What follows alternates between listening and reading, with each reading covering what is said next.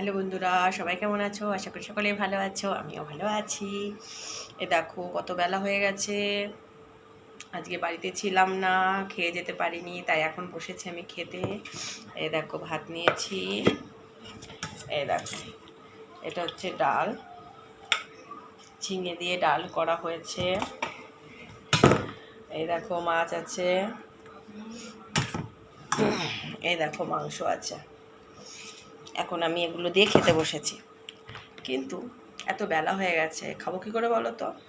কী করবো বলো, খিদেও পেয়েছে, ভীষণ খিদে পেয়েছে। মানে এতটাই লেট হয়ে গেছে খাওয়া, সে মানে বলে বোঝাতে পারছি না। আর পেটের মধ্যে মানে ভীষণ ছুঁচোই ডাকছে। তবু খেতে তো হবে, বলো না খেতে পরে হবে না তো।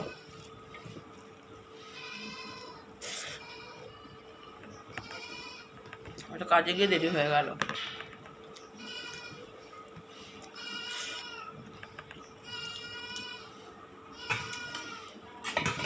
তাহলে কি খেয়ে নি,